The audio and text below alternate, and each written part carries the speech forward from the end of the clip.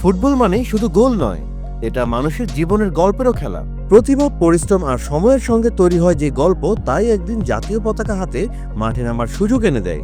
আর এখন এই গল্পের নতুন এক অধ্যায় লেখা হচ্ছে ব্রাজিল জাতীয় দলের গোলপোস্টে হুগো সুজার মাধ্যমে।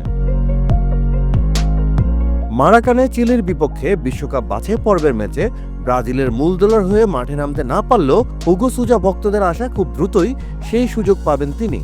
অবশ্য ভক্তদের সে আশা করাটাও কিন্তু যৌক্তিক, কারণ হুগো সুজার এখন পর্যন্ত যে ক্যারিয়ার তা কিন্তু মোটেও সহজ ছিল না।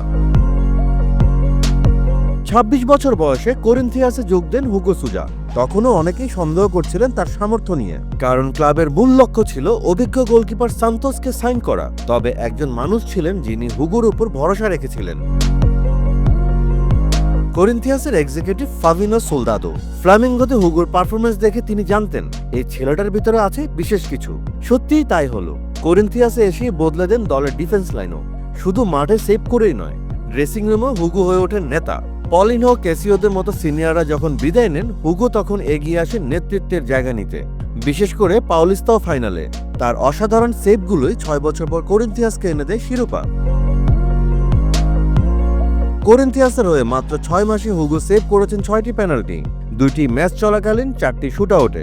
এখন পর্যন্ত ১৮ বার পেনাল্টির মুখোমুখি হয়ে মাত্র ১০টি গোল হজম করেছেন হুগো। এরই মাঝে ঠেকিয়ে দিয়েছেন ব্রাজিলের আক্রমণ ভাগে নতুন সেন্সেশন এস্তেভাওয়ের নেওয়া শটও। ক্যাসিওর মতো কিংবদন্তির জায়গা নেওয়া সহজ ছিল না হুগোর জন্য, কিন্তু হুগো সুজো দেখিয়ে দিয়েছেন তিনি তৈরি।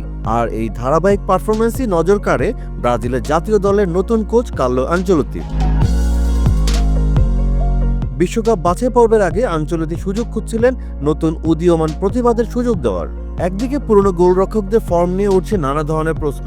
এডারসন ইনজুরি প্রোন হয়ে উঠছেন, বেনতো স্ট্রাগল করছেন, আর আলিসনেরও বয়স হচ্ছে। এমন পরিস্থিতিতে কার্লো আনচেলোত্তির সামনে হুগো সুজার নামটাই উঠে আসে। হুগো সুজার জন্য আসে জীবনের সবচেয়ে বড় ডাক, ব্রাজিল জাতীয় দলে খেলার সুযোগ। চিলি আর বলিভিয়ার বিপক্ষে ম্যাচে স্কোয়াডে ডাক পাওয়ার পরেই আনন্দ প্রকাশটা আরো বাড়িয়ে তোলেন হুগো সুজো নিজেই, কারণ সেই একই দিনে তিনি নিজের প্রেমিকা ইনফ্লুয়েন্সার রাওয়ানিকে প্রপোজ করেন। ফুল, বেলুন আর মেরিমি লেখা সাজানো রুমে হুগোর এই মুহূর্ত যেন তার জীবনে এক রূপকথার মতো অধ্যায়। কিন্তু জীবন সবসময় একরকম যায় না। কিছুদিন পরই হুগো জানান তার স্ত্রী রাওয়ানি গর্ভবতী ছিলেন, কিন্তু তারা তাদের অনাগত সন্তানদের হারিয়েছেন। এই ব্যক্তিগত ট্র্যাজেডি হুগোকে মানসিকভাবে নাড়িয়ে দেয়। ম্যাচের পর এক সাক্ষাৎকারে তিনি বলেন, এটা আমার মাথার উপর দিয়ে গেছে, কিন্তু আমি কাউকে বুঝতে দেইনি।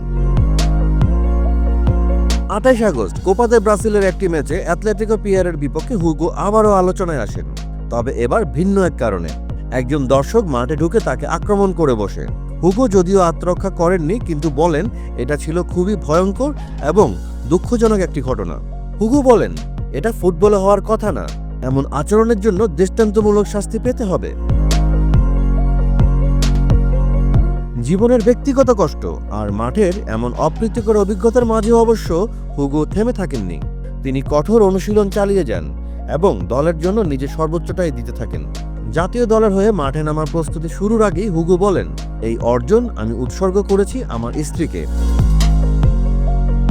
হুগোর কাহিনী শুধু একজন ফুটবলারের নয়, এটা এক যোদ্ধারও গল্প, যে নিজের স্বপ্নের পেছনে ছুটে চলেছে, সব হারানোর বেদনার মাঝেও। ফুটবল আমাদের শুধু জয় দেখায় না, দেখায় কান্না, কষ্ট আর কামব্যাকের গল্প। হুগো সুজা আজ সেই গল্পের এক উজ্জ্বল অধ্যায়। ২০২৬ বিশ্বকাপের আগে ব্রাজিল গোলপোস্টে হয়তো আরেকটা তারা জ্বলজ্বল করতে পারে, যার নাম হুগো সুজা। আপনার কি মনে হয়, এলিসন, এডারসন, বেন্টোদের টপকে হুগো কি পারবে ব্রাজিল জাতীয় দলের মূল গোলরক্ষক হতে? মতামত জানাতে পারেন কমেন্টে। ফুটবলের সব আপডেট, ইনসাইড নিউজ ও বিশ্লেষণ পেতে সাবস্ক্রাইব করুন বাংলা ফ্লো ইউটিউব চ্যানেল। একই সঙ্গে সংযুক্ত থাকুন বাংলা ফ্লোয়ের ফেসবুক, ইনস্টাগ্রাম ও টিকটকেও।